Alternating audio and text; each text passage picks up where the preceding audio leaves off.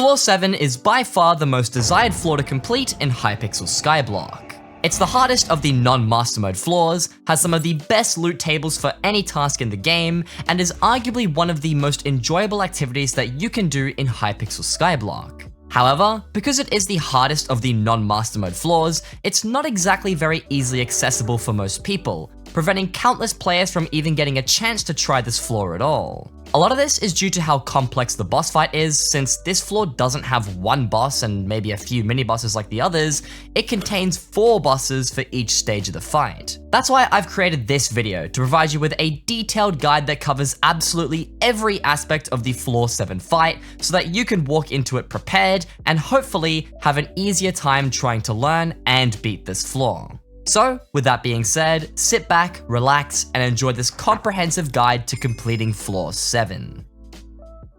Before I cover all the main content in this video, I just want to preface a few things to clear up possible confusion later on.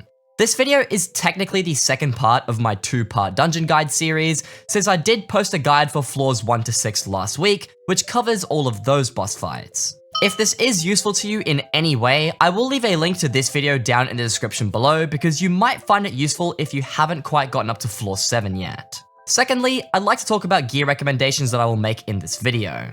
Floor 7 is typically beat using a specific set of gear for each of the classes, the Wither sets. However, if you can't quite afford these yet, or you don't even have the Floor 7 completion to use them, this obviously means that you will have to use something else before you can get your hands on the recommended gear.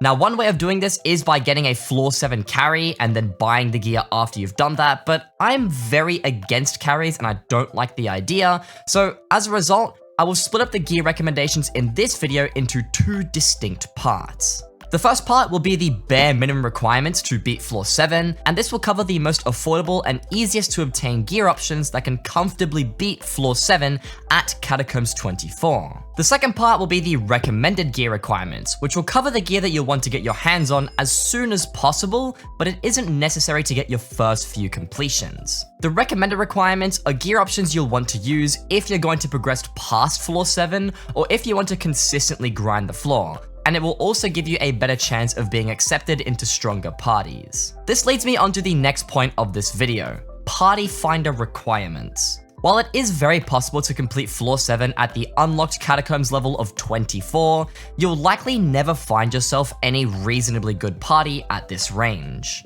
Unfortunately, there's really nothing you can do about this to directly solve the issue, meaning that you'll either have to party up with people you know from other means, such as a guild or some friends you have, or you'll have to overlevel your gear and your catacomb skill. Alternatively, you could also opt for soloing this floor, and I'll leave 2 videos in the description of this video that cover soloing Floor 7 in more depth if you'd like some more targeted advice for this. Even though Floor 7 is completable solo, I would strongly advise doing so, especially for your first completion, because it is much slower, it's much more difficult, and I'd also argue it's not really as fun. I wish there were better ways to get around this problem of having party finder requirements, but the dungeon community is very strict when it comes to who they let into their teams, and they're typically not all that friendly either. That being said, I'm going to quickly cover the structure of today's video. First, I'll talk about specific gear recommendations for every class, and then I'm going to talk about some important pre-boss tips, such as mods you'll want to use and important items that will prove extremely useful for this floor. Then I'm going to break down each section of the boss fight and walk you through every segment step by step until I've covered the entire thing. After that, I'll talk about some more advanced tips such as pre-devicing and sweatier mechanics that you'll likely incorporate once you've got a bit of experience. I'll make sure to leave timestamps along this video for you so you can navigate these sections easier, but with all that being said, let's just jump straight into the gear requirements. For the first set of requirements of today's video, I'm going to get started with the Berserker class. The Berserker class is interesting because while you can play true Berserker and use melee weapons as you normally would, most people choose to use a bow instead, since it's typically easier and oftentimes stronger. There's also currently a bug at the time of this video being posted, where the Berserker's melee attacks don't actually affect any of the Wither bosses if the Wither is currently being shot at by a different player. I'm not sure when this is ever going to get fixed, but if it does, I'll be sure to add it to the pinned comment of this video whenever I find out that it's been patched. Nonetheless, the bare minimum requirements for the Berserker class are as follows. For armor sets, I recommend Berserkers without a floor 7 completion to use full Dungeonized Superior Dragon Armor or 3/4 fragged Shadow Assassin Armor with a golden Necron head. I won't go too deep with the specifics, but Superior tends to be stronger if you're soloing, since it provides much stronger EHP without sacrificing much damage, but 3/4 Shadow Assassin will output more damage and is better overall if you've got a solid team. Both of these sets should be reforged to Ancient, but reforging Superior to Renowned is quite solid if you are willing to spend the coins and you want the extra EHP. I will leave a detailed armor comparison guide in the description of this video, so if you are interested in how these two sets actually play up against each other, that would be the place to go to. Regardless, weapon choices for Berserkers are quite straightforward. If you're playing true Berserker, you'll want to be using a fragged Shadow Fury if you've got less than 600 magical power and you're under combat 40, but if you're roughly at this threshold or slightly higher, then a Giant Sword will be a stronger weapon. I'll also leave a link to a different video in the description of this video that explains why this is the case, so feel free to check that out if you wish. If you're not playing true Berserker, then you can get away with a Spirit Shortbow instead. However, you might find yourself struggling quite a bit with DPS, so a Juju Shortbow is highly recommended. Equipment you should be using includes a Bone Necklace, Shadow Assassin Cloak, Adaptive Belt, and then either the Gauntlet of Contagion or Soulweaver Gloves. The gauntlet or gloves you choose to use are both equally as good for different reasons, so just check the pricing and their stats to see which one stands out to you the most. The main gimmick of the Gauntlet of Contagion is that it's a better clearing piece, but it's not as good in the boss, while the Soulweaver Gloves is also solid for clear, but tends to hold up better in the boss fight, and it's a dungeon piece, so you can 5-star it. Speaking of which, make sure you do 5-star all the dungeon pieces that you are using, because this will boost their stats inside of the dungeons. Pet choices for Berserkers aren't as straightforward, but they're also quite hard to mess up. Realistically, all you need is a decent combat pet that fits your budget, and preferably one that's level 100 or just as high of a level as possible. You'll also want to make sure that your combat pet has a Dwarf Turtle Shellmet equipped, because if it doesn't, you're going to have a really hard time with the amount of knockback you'll take in this floor. Solid pet options that I can recommend are the legendary Wither Skeleton, a rare or above Griffin, rare or above Tiger, and even obscure picks like the legendary Megalodon or the Lion Pet will also be pretty solid. Berserkers should be using the Hurtful Power Stone if you're playing true Berserker, but Bloody or Silky will suffice if you're on a tight budget. If you're using a bow, then Itchy will be the best to help you reach 100% attack speed, but Hurtful, Bloody, or Silky still do work if you just want raw damage. You should also be putting all your tuning points into attack speed since you likely won't hit 100% without it, but if you somehow reach this threshold or you just don't care about attack speed, then tuning for speed or strength is also fine. However, now that I've covered the bare minimum requirements, let's talk about the recommended gear that you should look at upgrading into as soon as possible. For armor, you'll want to upgrade into either 3/4 Necron's armor with a golden Necron head, or 3/4 Frozen Blaze with a golden Necron head. To summarize, Frozen Blaze will be a much better budget option, but Necron's armor is technically the best dungeon set in the game, since it outperforms everything when you're in the very late game. My armor comparison video also compares these two sets in much more detail, so check that video out in the description if you'd like more info on which one you should get. For weapons, you can honestly get away with a Giant Sword or the Juju Shortbow for a really long time, but the ideal weapon to be using is most definitely the Terminator. This is the strongest bow in the game at the time of recording this video, so there's no surprises as to why it's here.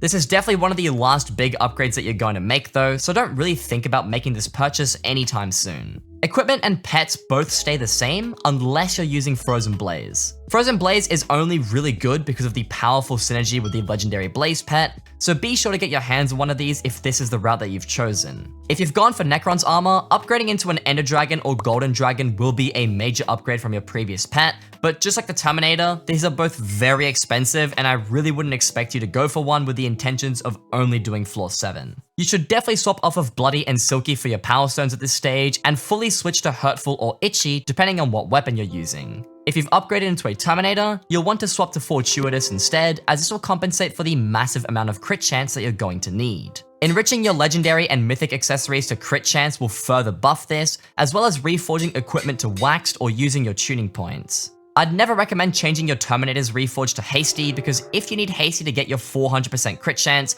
then you probably don't have the stats to effectively use a Terminator. Moving on from the Berserker class, next up is the Mage class. Mage is definitely the most expensive class to play because it requires you to purchase 2 armor sets and 2 weapons if you want to play it as effectively as possible.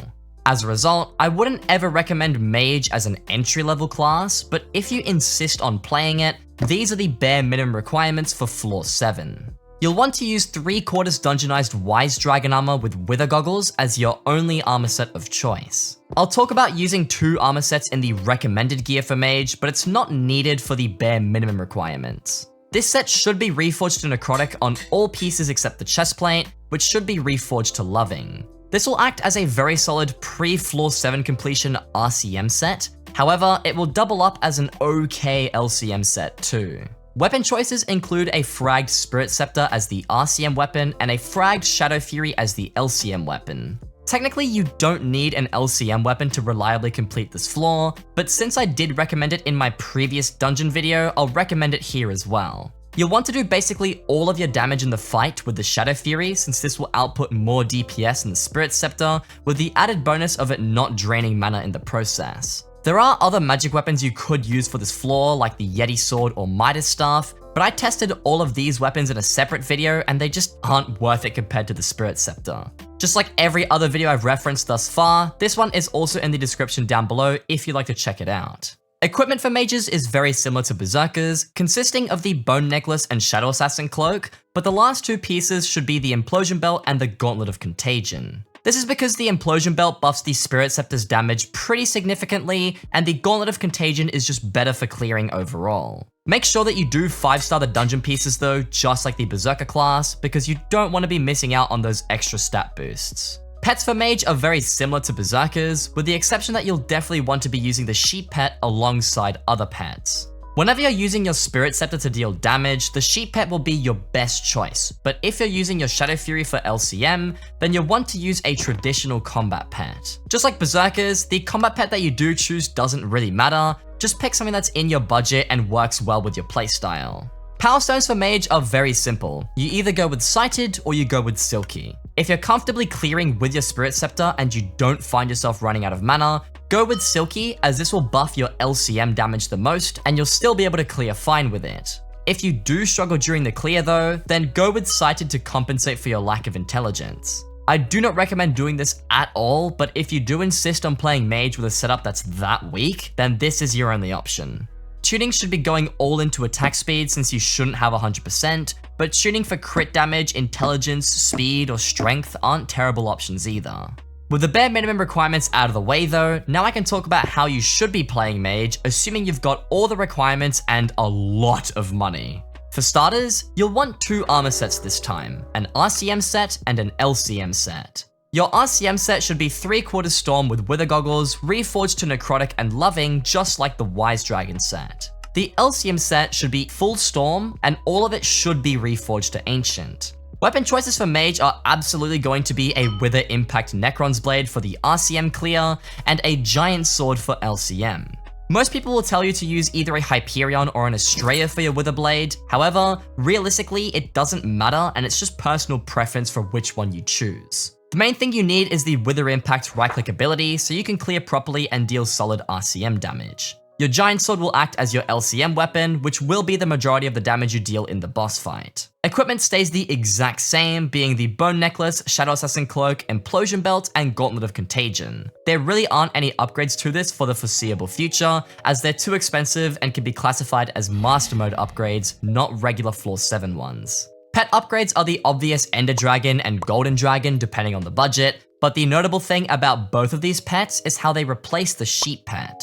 The Ender Dragon doubles up as both a better RCM and LCM damage pet, and the same thing goes for the Golden Dragon. It's unlikely that you'll ever get this sort of gear for Floor 7, but it is technically the best for Mage. Power Stones don't change either, except for the fact that you should be using Silky and you will not be using Sighted.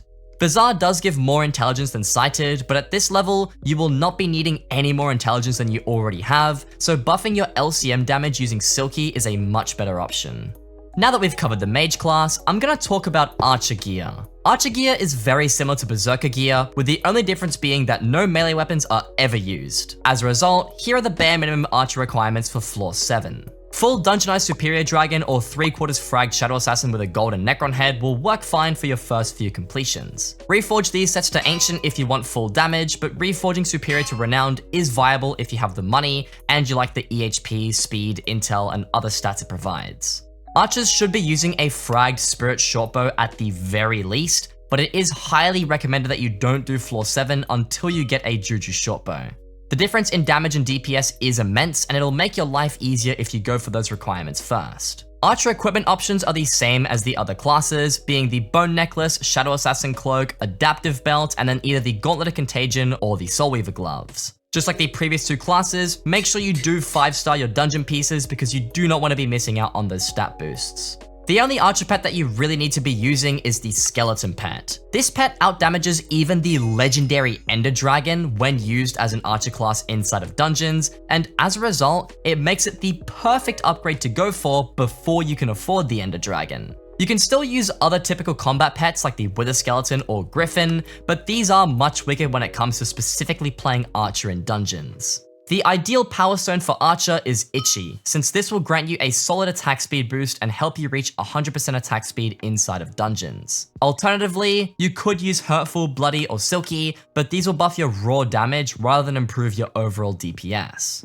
That being said, that's it for the bare minimum Archer gear requirements, and now I'm going to move on to the recommended ones. Just like the Berserker class, you'll want to upgrade into 3/4 Necron's armor with a golden Necron head or 3/4 Frozen Blaze with a golden Necron head. Both of these work excellent based on your budget and needs, which I've discussed in my dungeon armor comparison video linked in the description of this video. The only archer weapon upgrade realistically is the Terminator. However, just like the Berserker class, this is a much later game upgrade that you do not need to do floor 7 reliably with. If you were previously using a Spirit Shortbow, then you absolutely need to upgrade into a Juju, but a Juju Shortbow will work flawlessly for all of your floor 7 needs. Equipment doesn't change for archers until you reach Master Mode, and pets don't really change either. Since the Skeleton Pet can comfortably outdamage the Ender Dragon when playing Archer, the Golden Dragon is really the only upgrade left for raw damage. That being said, the Ender Dragon is still a better choice overall because it boosts your EHP, other functionality, and it works well with all the classes, but the Skeleton Pet will work great for all of your floor 7 needs. At this stage, you definitely shouldn't be using Bloody or Silky anymore, and you definitely want to be using either Itchy for the DPS or Hurtful for the raw damage. If you've upgraded into a Terminator, then switch to Fortuitous to compensate for the high amount of crit chance you need, as well as reforging your equipment to Waxed, swapping your enrichments to crit chance, and possibly even tuning for crit chance if you need it. Moving on to tank gear requirements, this class's gear plays out a little bit differently. Tanks are similar to mages in the sense that they use 2 different armor sets for both clearing and the boss. However, instead of having 2 different damage sets, you'll want to have a damage set and a tanking set. The damage sets that tanks use are the same as your typical archer setups, since bows are far stronger in the current meta and easier to use than melee weapons. That being said, the actual tanking setups are much different to anything else in this video, so let me go through the bare minimum requirements for the tank class. Armor consists of either a Bonzo's Mask or Reaper Mask, a dungeonized tier 9 or above perfect chestplate, and Necromancer Lord leggings and boots. This mixed armor set is easily obtainable after floor 6 and will be the best tank set before you obtain a floor 7 completion. All pieces should be reforged to Giant for the extra HP buff, since damage is unnecessary in the boss fight if you're playing the tank class. Tanks don't need any weapons for the boss fight since the DPS classes will handle the damage for you, but you should be using a Juju Shortbow in the clear, and thus will also be the weapon you take with you into the boss fight. Tanks typically should be focusing more on using utility items in this stage, but I will cover those later in this video. Equipment for the tank class is the same as the previously discussed classes. That being said, the Bone Necklace is basically a must since it does have some exclusive tank perks which will help you stay alive while keeping your team alive. Aside from the Shadow Assassin Cloak and Adaptive Belt, the Gauntlet of Contagion and Soulweaver Gloves are still personal preference, but I won't repeat myself here because I've already covered this in the Berserker and Archer segments. Tanks should not be using the same skeleton pet that archers would be using in the clear, but instead should be using what berserkers use to clear effectively. As for the boss fight though, the pet that you want to use changes pretty significantly. In 99% of cases, you'll want to be using a legendary blue whale since this will provide you with the most EHP, but in very, very rare cases, the baby yeti can be better. The only time the baby yeti outperforms the blue whale is if for some reason you have a crazy amount of strength, but since the tank gear that I cover in this video isn't strength oriented, the blue whale will be better. Power stones might surprise you here, but they're the exact same ones as the archer class. Even in the boss fight, you'll still want to be using itchy, hurtful, bloody, or silky, and not any tank-oriented power stone. This is because the HP benefits that you would get from HP-oriented power stones just aren't worth it, and because they would significantly harm your clearing potential, it's not worth using these. That being said, recommended gear for the tank class is actually really simple because the only thing that changes is your armor. Tanks should upgrade into 3/4 Gold Ores armor with a Reaper mask or Bonzo's mask as soon as possible. Reforge these pieces to Giant as well because this is the best tank reforge for armor. Gold Ores armor will be the final armor upgrade you need to make as a tank, so it's important to go for it as soon as you reach the requirements. Obtaining a Spirit Mask at this stage to pair with your Bonzo's mask is also a pretty viable option. However, this is quite expensive and totally overkill for floor 7, and it's really not necessary until you start grinding Master Mode. Aside from these armor changes, everything else stays the same. Weapon progression follows the same path as archers because melee tank just isn't viable, the blue whale stays as the best tanking pet in the game, and the power stones you use also follow the same as archers because you don't want to be using a tank power stone. Technically, this stuff does change slightly in Master Mode, but that's not the focus of today's video.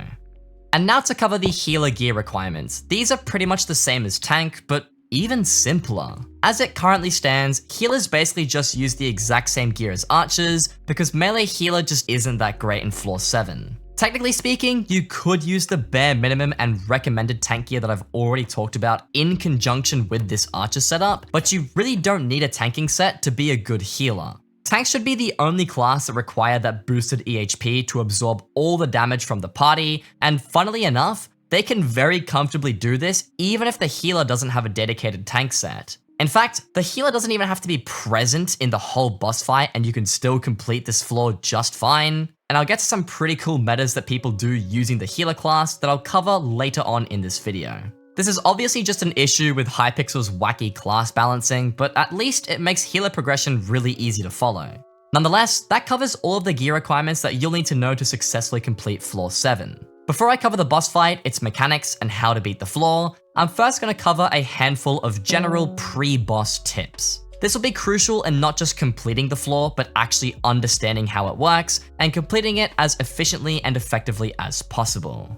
The floor 7 boss fight is vastly different to any of the other floors because instead of containing one main area with one main boss that needs to be defeated, this fight has 4 giant arenas with 4 separate bosses. Additionally, all forms of common mobility items such as the Aspect of the End or Ender Pearls are completely disabled in this fight, which has led to some pretty creative ways to get around this lack of mobility that I'll cover in this video.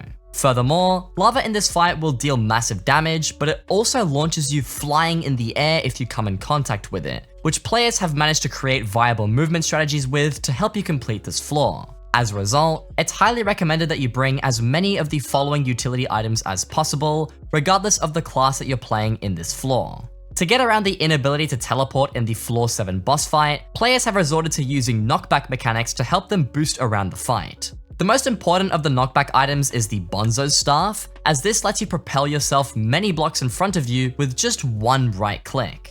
This item is a must for floor 7 because it lets you maneuver around the boss rooms so much more efficiently than if you just had to run around everywhere. Similar to the Bonzo's Staff, the Jerry Sheen Gun is another knockback weapon that can also be used to launch the player.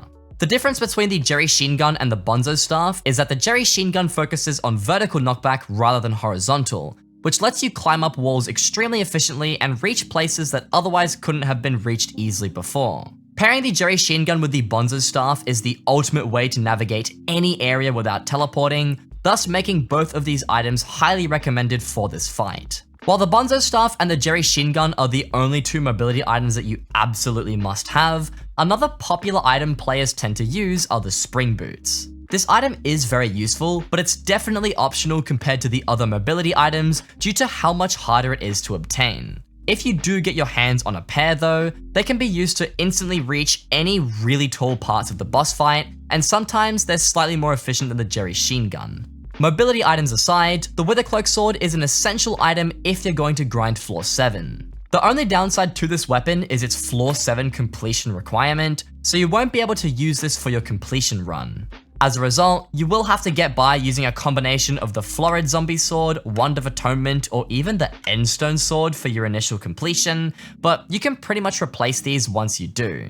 The Withercloak Sword's ability negates almost all incoming damage at the expense of your mana, allowing you to freely hop around in lava, tank Storm's lightning strikes, or even just tank regular Wither attacks that might overwhelm you. The versatility of this item is incredible, and as a result, is highly recommended to efficiently farm this floor. Another extremely useful utility item for floor 7 has got to be an efficiency 10 diamond pickaxe. This item is technically optional for all classes that aren't healer, but you should be going for an efficiency 10 regardless of what class you play. It is a really good upgrade to the Stonk pickaxe that you should already be using, so I'd definitely consider going for one even if it's just for the clear. That being said, I will consider this as an optional item for floor 7 because it is really expensive, but it is an item that will dramatically improve your runs if you get your hands on one. Efficiency 10 in floor 7 enables you to perform all sorts of really cool cheeses, most notably being able to run straight through coal blocks that separates phase 2 and 3. I will dedicate a whole section of this video that shows off how efficiency 10 can speed up your runs, but it's certainly not required to have efficient runs. Needless to say, the last utility item I will recommend for floor 7 is the Gyrokinetic Wand. This is also an optional tool due to its pretty challenging requirements and expensive price tag, but if you are Enderman Slayer 6 and you've got your hands on one, it will be useful in some stages of the fight. The Gyrokinetic Wand is definitely a minor quality of life improvement, but one I will briefly mention throughout this video for those that want to use it.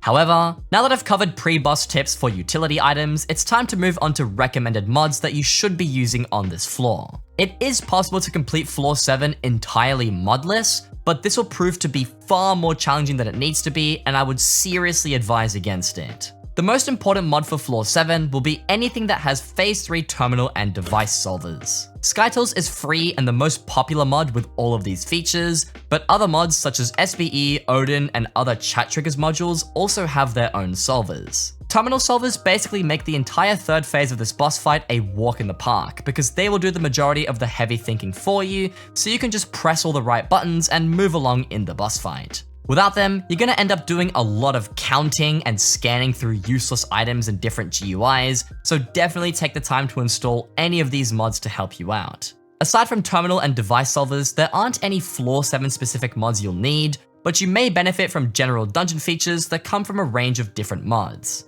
For example, the Better Map Chat Triggers module places an on-screen map for you to look at, but when in the floor 7 boss fight, it will show you where you are in respect to each phase. SkyTools, NEU, Skyhani, SBE, and Odin also have a range of different stuff like profit calculators, an improved Spirit Leap menu, or Shadow Assassin teleport notifications, so it's definitely worth looking through popular Skyblock mods that can help you with this floor. If it interests you, I have left a link to my Skyblock mod installation video in the description of this video, and every mod in that video has already been configured and is ready for every dungeon. This is a good option if you don't know how to install these mods and you just want a simple solution, so I encourage you to check that out when you get the chance. Alternatively, you could also use Badlion Client if you prefer clients over Forge, since Badlion does have a handful of decent solvers that should be enough to get you by in floor 7. It won't be as good as Forge with dedicated mods, but it is a decent option. Nonetheless, now that I've covered all the important gear requirements for each class and some important pre-boss tips to get you fully prepared, now we can finally move on to actually beating this floor's boss. Upon entering the floor 7 fight, you'll be greeted with 3 main things that you need to pay attention to. The first is that Maxor, the boss guarding this phase, is located in the center of the arena between 2 large pillars. The second is the 2 power crystals located on each of these pillars, which can be obtained by clicking on them or walking over them, and can also be taken to the stone pressure plates on the opposite sides of the room. Placing the crystals on the pressure plates will charge up a laser located on the conveyor belt at the back of the room, which is the third and final important mechanic that you need to be cautious of. Once the crystals are placed and the laser is fully charged, Maxor needs to be baited onto the conveyor belt and walked into the laser, where his defense will be temporarily stripped and you and your team can deal massive damage to him. Once you weaken him enough, Maxor will regain his defense and enrage, dealing immense damage to anyone in sight. It's important to steer clear of his attacks when he is enraged, because if not, you risk dying, or even worse, you risk killing your tank by mistake, leaving your team vulnerable in the process. The 2 crystals will respawn after Maxor has enraged, requiring you and your team to recollect them, place them back on the pressure plates, and lure Maxor back onto the recharged laser. Damaging Maxor the second time should be enough to kill him completely, but if your damage somehow isn't strong enough, you can infinitely repeat these steps over and over until he's been taken out. Phase 1 is quite self-explanatory once you understand what needs to be done, but how do you actually reach the power crystals? And what should each class be doing here? Don't worry, this is quite simple as well. The intended way of reaching the power crystals is by completing a terribly designed parkour that takes way too long and is super annoying. So instead of doing that, we're going to use the knockback items that I covered in the pre-boss tips section of this video. The 2 main ways of doing this is by either jumping up the lava falls on the left or right side of the arena, and then bonzo jumping onto the crystal. Or you can simply just Jerry Sheen gun up the pillar itself, as I'm doing in the footage here. Bonzo jumping tends to be a lot easier to do for most players, but if you practice the Jerry Sheen gun tech, this is much quicker and has less room for error. Make sure that you use a Withercloak sword ability to safely launch yourself up the lava fall, but if you don't have a Withercloak sword yet, either spam your Florid Zombie Sword and Wand of Atonement to heal you back up, or just let someone else in your party grab the crystal. Alternatively, the simplest and most efficient way to grab the crystals is by using the Spring Boots ability, but I don't expect anyone watching this video to go out of their way to get this item. As for who grabs the crystals, the Mage will typically grab the crystal on the left and the Berserker grabs the one on the right, but you and your party can assign different people to grab the crystals if that's more comfortable for you guys. While the Mage and Berserker are grabbing the crystals, the tank, archer, and healer should be on the safe spots of the conveyor belt, holding Maxor's aggro. In the past, you could aggro Maxor using items like the Axe of the Shredded or the Soul Whip, but as long as you're close enough to him and you keep attacking him with whatever you've got, this should do the trick. The archer's job is to clear out as many of the Wither miners as possible, cleaning up the clutter to be able to more comfortably focus Maxor. If you have a gyrokinetic wand, you can use this to clump up a big group of Withermancers to more comfortably take them out, but if you don't have one, you can just aim normally and wipe out the Withermancers that way. The tank and healer should stick with the archer to ensure they don't die, and assuming all goes well, the Berserker and Mage will have successfully charged up the laser, so the archer can damage Maxor and enrage him. Once Maxor enrages, the tank should use their ultimate ability to withstand the boosted damage from Maxor, where the Berserker and Mage will grab the crystals for the second time and recharge the laser. The archer can then damage Maxor for the second time, wiping his health out completely and moving on to phase 2. Once Maxor is defeated, the floor of the first phase will collapse, dropping the entire team into a massive arena where phase 2 takes place. The boss guarding this phase is called Storm, and he just casually flies around the arena, strikes lightning everywhere, and throws fireballs while you simultaneously get pelted by Withermancers from all angles. To take Storm out, you and your team need to locate the 3 crushers in each corner of the room, marked as the green, yellow, and purple crushers. The red crusher is half broken and cannot be used to take out Storm, but instead will be where you and your party need to go to enter phase 3. To use the other crushers, you'll need one person to stand next to the colored pad corresponding to its respective crusher, and then have one of your teammates bait Storm so he's underneath the crusher of the same color. Then you'll want to stand on the pad so it lowers the crusher, crushing Storm beneath it and then stunning him temporarily. The crusher will explode in the process and make Storm vulnerable to all attacks, just like Maxor becomes vulnerable after he's baited into the laser. You'll need to bait Storm to a different crusher now and repeat the same steps as before, where crushing him for the second time will enable your team to fully wipe him out, moving on to phase 3. If your damage is too weak, you can use the third and final crusher of the room to finish him off, but you really shouldn't need to do this in a full 5-man team. So just like phase 1, how do you actually do this successfully? Who goes to which pads, and who's supposed to bait Storm? This is also very simple, so let's go over it real quick. Upon landing in phase 2, you'll immediately be swarmed with tons of Withermancers everywhere, dealing damage to you and your team from all angles. The 3 DPS classes need to clear out as many of these mobs as possible using their respective weapons, and the tank and healer can help with this if they wish. Be very careful as a non-tank class when you're clearing though, because if you kill too many Wither Skeletons at once and tank too many Wither Skulls in one go, you might accidentally nuke your tank, which will leave you and your team vulnerable and potentially throw your run. Instead, keep as much distance as you can from the Wither Skeletons and take them out with caution, trying to dodge their attacks as best as you can. You can also use your Gyrokinetic Wand in this phase if you've got one, but it's not necessary to clear efficiently. Healers should make their way to the green pad and Berserkers should go to the yellow one, which can easily be done by bonzo jumping across the lava.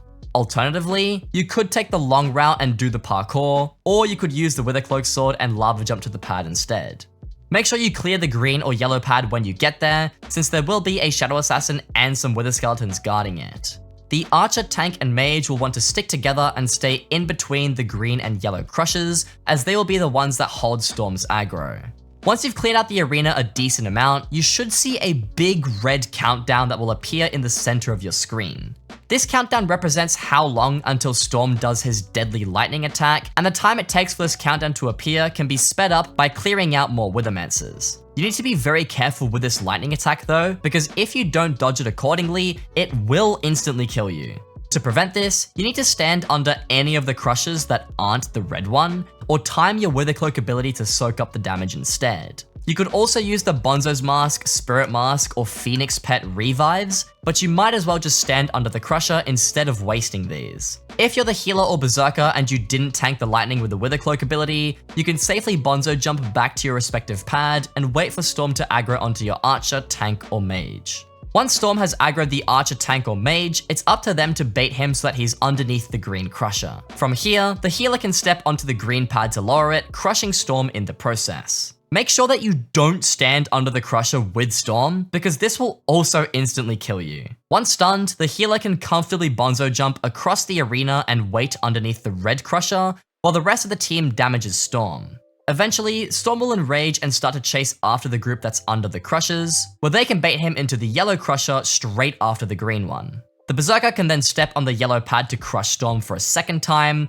where they can either Spirit Leap to the healer and wait with them, or they can bonzo jump across the lava and help with the DPS. Once Storm is wiped out for good, everyone can leap to the healer who should still be under the red crusher, where the party will be dropped into the next arena commencing phase 3. If your party messes up at all in this phase, there are a few things you can do to fix your mistakes. For starters, you can reset the crusher if you failed to crush Storm by simply just standing on the pad for longer.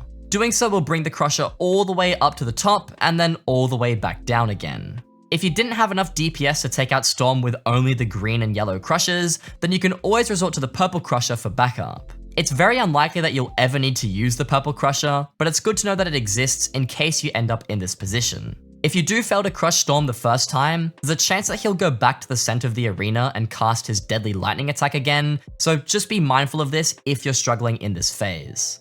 Needless to say, once you've successfully taken Storm out, the broken red crusher will fall down and break the red clay blocks beneath it, revealing the third phase of this boss fight. This phase is guarded by Goldor, who is slowly traveling through this arena, dealing immense damage to anyone that gets close to him. This phase is a lot more technical than phase 1 and 2, as there isn't any combat here, but rather a bunch of puzzles you need to solve. These puzzles come in the form of terminals or devices, which are just command blocks on the left and right sides of the boss fight, or some bizarre looking redstone contraptions only found on the left side. The goal of phase 3 is for you and your team to successfully complete every terminal and every device that shows up, where you'll eventually make it to a narrow tunnel that will let you face Goldor head on. This phase is broken up into 4 segments containing 4 terminals, 1 device, and 2 levers in each segment. The second segment is the odd one out, since this one has 5 terminals instead of the usual 4. In total, you and your party need to complete 17 terminals, 4 devices, and flick 8 levers before the core entrance is opened and Goldor becomes vulnerable. Phase 3 is arguably the hardest phase of the Floor 7 boss fight because a lot of parties will fail the run in this section due to poor coordination or lack of knowledge. This is super easily avoidable if you work out which terminals or devices each of your party members is solving before you start the run, or by just following the standard party finder strategies that I'll cover in a moment. Before I cover the standard party finder strategies, first you'll need to understand how the third phase is generated. The command blocks that behave as the terminals will always spawn in the same locations, and the devices will as well.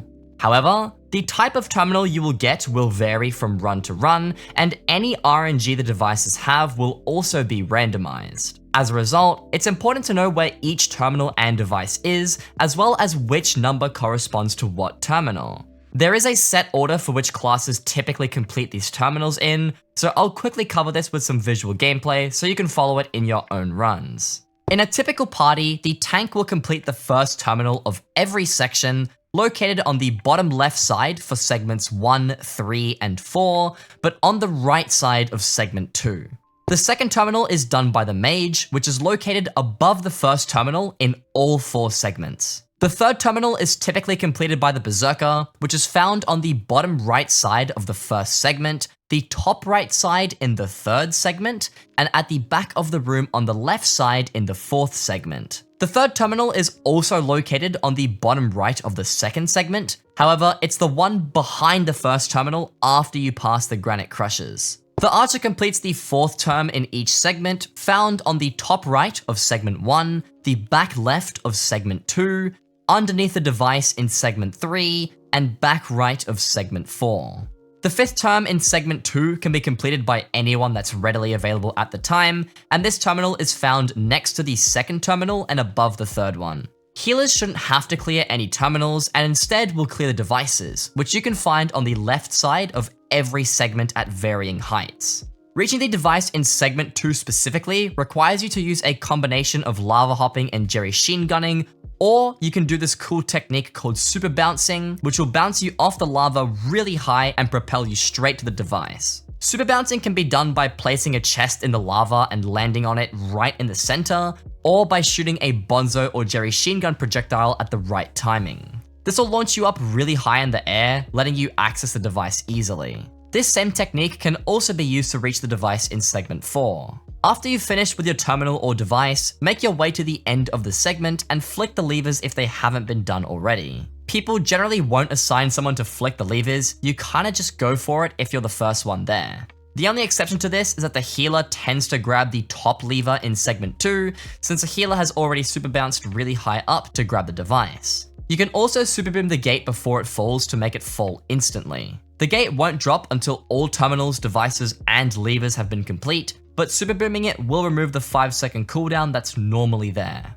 Now that we've covered phase 3 strategy, I'll quickly cover how to complete each terminal and device. As I mentioned in the pre-boss tips section of this video, I highly recommend that you install mods to assist you in this phase, and all footage you'll see in this video is using these mods. If you're ever greeted by this particular GUI, you should see correct all the panes at the very top of the inventory and a mix of red and green glass panes. Sometimes you won't get any green ones, but usually you will have a few. This terminal is really easy, and all you gotta do is click all the red glass panes until all of them are green and the terminal is solved. For this change all to same color terminal, you quite literally just have to click the glass panes until they're all the same color. If you have solvers, you should see a 1, 2, -1, or -2 on some of the panes. All you need to do is left click on the panes that have positive numbers and right click on the panes with negative numbers until the number disappears and you've colored all the panes to one color. The solver will figure out the quickest and most efficient way to change each pane to the same color, since left clicking them will cycle between red, orange, yellow, green, or blue, and right clicking them will cycle through those colors but in reverse order.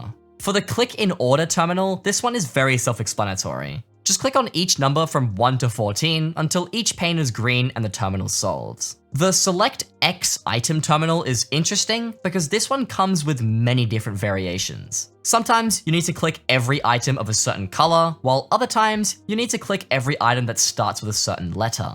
Whatever the requirement, having solvers for this will instantly point out the correct items you need to press, and it should hide all of the other items that you don't need to press. The last type of terminal you'll find in floor 7 is the melody term. This terminal is the hardest one by a long shot, and it's notoriously the most hated one for many reasons. To solve the melody term, you need to wait for the green glass pane to line up with the purple ones, and then once it does, click on the green clay block on the right side of the term.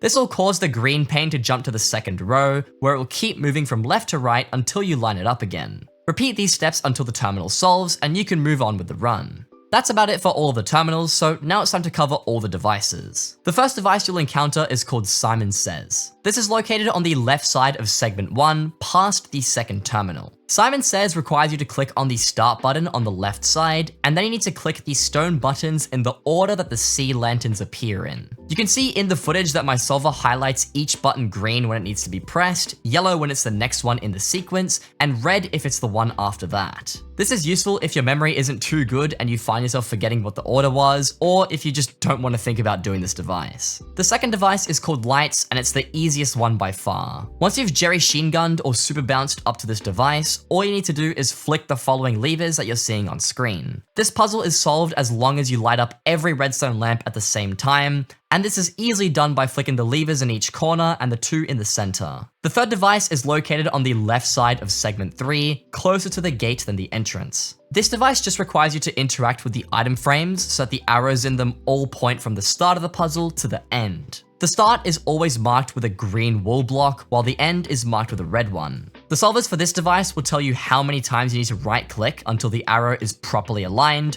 but doing this device without a solver is pretty easy since you're just making the arrows point in one direction. The fourth and final device is located at the very top of segment 4 and is technically on both the left and the right side of the room. To complete this, you need to super bounce or Jerry Sheen up to the golden pressure plate located on the left side of the puzzle and face the 3x3 wall of clay blocks while standing on the pressure plate. The pressure plate will make one of the clay blocks turn into an emerald block, and once shot with a bow, this will cause the emerald block to jump to a different clay block. This will repeat until all 9 clay blocks have turned to emerald and been shot once, finishing the puzzle. The solver for this just marks the blocks that have already been shot, making it easy to track and predict which one you need to shoot next. However, that covers every single terminal and device that you'll encounter in this phase, as well as the typical party finder strategy with which classes complete what. Just like every other phase, you don't have to follow these exact norms if you don't want to, but this is a good guideline to follow since it's considered the party finder standard.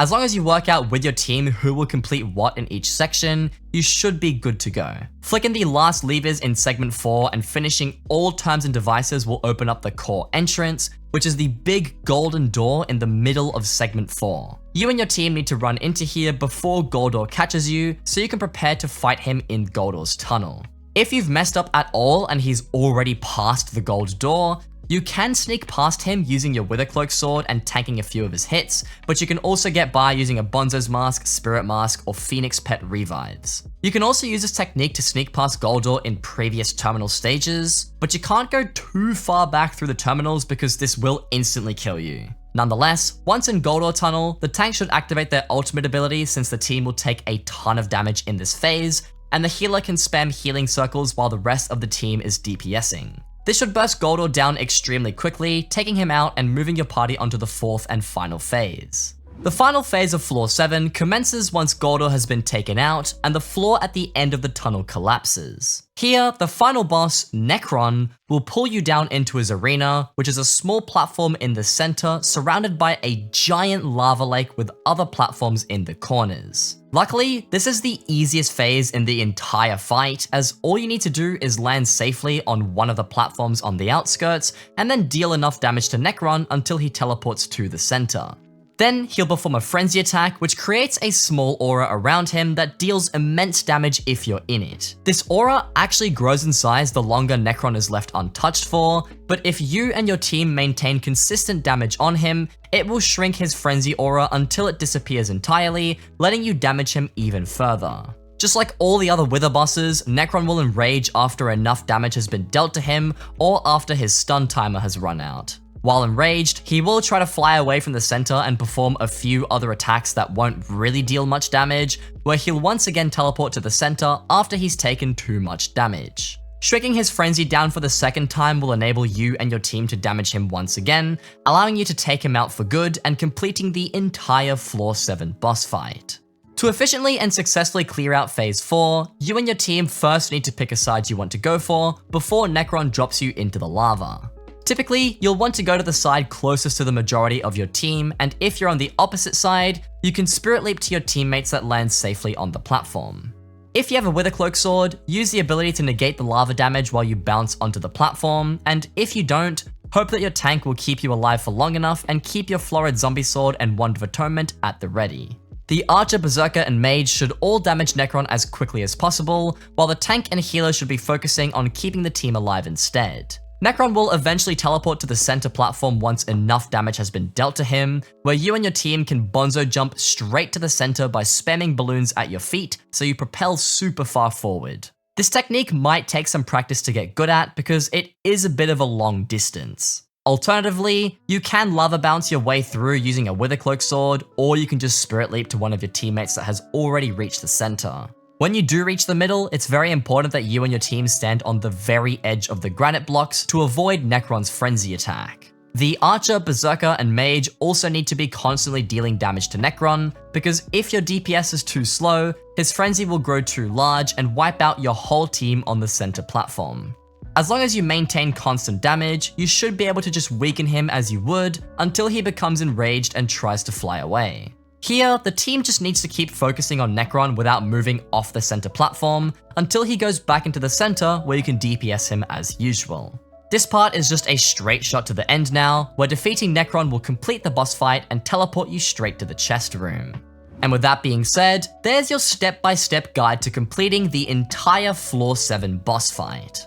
As you can see, this is a very involved fight compared to all the other floors, so don't be too discouraged if you struggle on your first few attempts. It is important that you practice the fight knowing what you need to do, because the more you play, the better you'll become. That being said, now I'm going to cover a few advanced techniques I'd like to share for when you've got some experience playing this floor. By no means is any of the following tips absolutely necessary to have efficient and consistent runs, but they certainly will be useful tips if you want an easier time playing the floor or to just speed up your runs in general. The first advanced tip that I have is called pre-devicing, which, as the name implies, is when you complete some of the devices in Phase 3 before you actually enter Phase 3. Pre-devicing is typically done by the healer on your team, since the healer class isn't needed to survive this boss fight. That being said, it doesn't matter who decides to pre-device in your party as long as you've organized it beforehand and you're confident that you can complete the fight with the missing player. The requirements for pre-devicing are an efficiency 10 diamond pickaxe, a legendary silverfish pet, a speed set, a chest, and a Withercloak sword. The speed set you use can be a simple young dragon set or a combination of Maxor pieces, but as long as you reach 400% speed, that's all that really matters.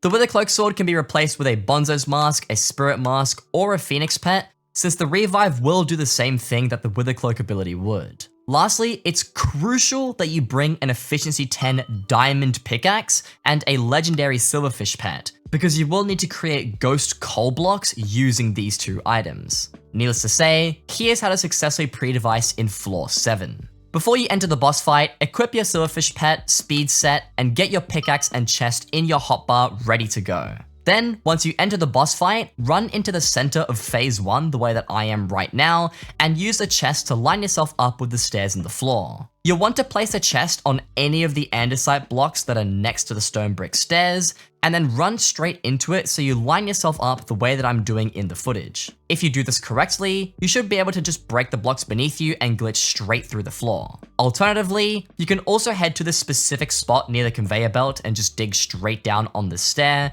but this method is slower, so I don't recommend it. After glitching through the floor, locate the red crusher and head to this little wall of coal blocks on the side of the Phase 3 entrance. Create a ghost pickaxe and break the following blocks you see on screen, including the stair on the ceiling closest to the coal wall.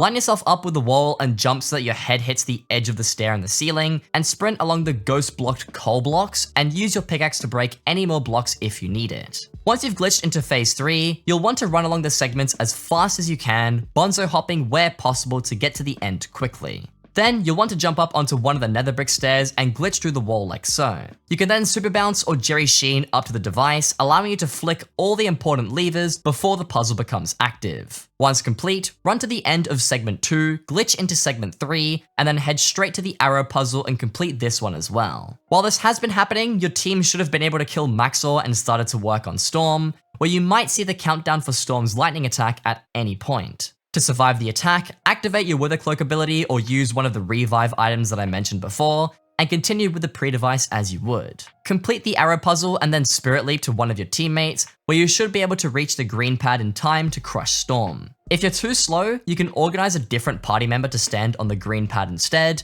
but with enough practice, you should be able to do the entire pre-device route and still green pad as the healer. Once crushed, sprint back to the coal wall that you ghost blocked, run through it again, and then wait at Simon Says instead of under the red crusher. Once your team fully takes out Storm, they'll all spirit leap to you, so you all get a head start in phase 3. The next advanced tip that I'm going to cover is called Simon Says skipping. Traditionally, you'll want to complete Simon Says by pressing the button on the left and then copying all the buttons that are lit up with the sea lanterns. However, if you click the start button 3 times at the right speed, you'll start, stop, and then start the device in such a way where the first button will already be completed and you can start the puzzle by pressing both the first and second button. The timing for Simon Says skipping is very finicky and best learnt with practice, but if I had to explain it with words, you want to click at roughly 6 to 8 clicks per second, and you should see the button physically press about 2 to 3 times really quickly. If you mess up the skip more than twice in a row, I'd just solve the device manually since you'll waste more time than what you would be saving. The last advanced tip that I'll cover is more of a general tip, but it's about aggroing Maxor and Storm in phases 1 and 2. Floor 7 boss aggro is known to be insanely inconsistent and cause heaps of issues, so having a better idea of how the boss aggro works will help a fair bit, especially as the tank or archer. When aggroing Maxor in phase 1, you'll want to stand directly under him before the fight starts, because he will go for the closest person right off the bat. To my knowledge, Maxor has a higher chance of retargeting his aggro to another player if that other player deals a lot of damage to him, or if they're dealing a lot of damage to wither skeletons, which means that ideally, you'll want the tank and the archer to be the ones that clear the wither skeletons, no one else. If the Berserker and Mage focus solely on just grabbing the crystals and not dealing any damage, Maxor should aggro perfectly fine, and phase 1 should run smoothly. When you do aggro in phase 1, you'll also want to be very selective with your damage, especially if you've got solid gear and catacombs level. Basically, if you purposely choose to get Maxor to about half health instead of 3/4 of his HP, he won't enrage immediately, but instead will remain stunned on the laser for as long as possible. This will buy you and your team enough time for the Berserker and Mage to grab the second set of crystals, and if they're fast enough, you'll actually be able to kill Maxor immediately after he enrages, effectively one-cycling the boss because he stayed in the same spot the whole time. The best way to do this is to have the tank damage him, since the tank will do less damage than the archer, but the archer can do this if they're careful. Whether you choose to melee him instead of shooting him or you shoot 1 or 2 arrows, just make sure that you deliberately weaken him, but not enrage him. As for Storm aggro, a similar concept applies. Storm will aggro the closest player to him, and it's mostly irrelevant whether you're constantly shooting at him or not. That being said, Storm's aggro is also based on how far away the closest player is, where the closer you are to Storm, the slower he moves towards you. As a result, you'll want the tank, archer, and mage to stand close to the green crusher, while the healer and berserker need to be as far away as possible. This will result in Storm targeting the players that are baiting him, but he will also move to them at the fastest speed that he possibly can. Now, the last tip that I have for aggro is a little bit of speculation, but it's based on my personal experience as someone with over 1,200 Floor 7 runs. When playing Floor 7, I've noticed that both Maxor and Storm tend to target the Mage significantly more than any of the classes in a party, regardless of whether any of those classes are trying to aggro him. What's even stranger is if there is no Mage on the team, then everyone seems to have an equal chance at grabbing his aggro. I'm not sure why this is, and I'm also not 100% sure if this is consistent in every party, but I have seen some skilled players use the Mage to bait instead of the tank, so I have a feeling like this might be legit. If this is an actual mechanic, then I will clarify it in the pinned comment of this video, so if you do have any explanation for this, please do let me know. That being said, do what you wish with this information, because it might just be beneficial to replace some of the tank's roles with the Mage if your party is good enough for it. But with the last advanced tip done and out of the way, that finally concludes the end of this Floor 7 guide. This has been my most complex and biggest video to date, so hopefully it wasn't too long or too difficult to understand. If you did find this video useful, enjoyable, or informative in some way, then I would really appreciate a like or a subscription to the channel, especially on this video. Hopefully with this knowledge, you'll be able to finally run some floor 7s of your own, and if you're just getting started with it, I wish you the best of luck. Needless to say, that's everything that I did have for this video, so I'll catch you guys in the next one.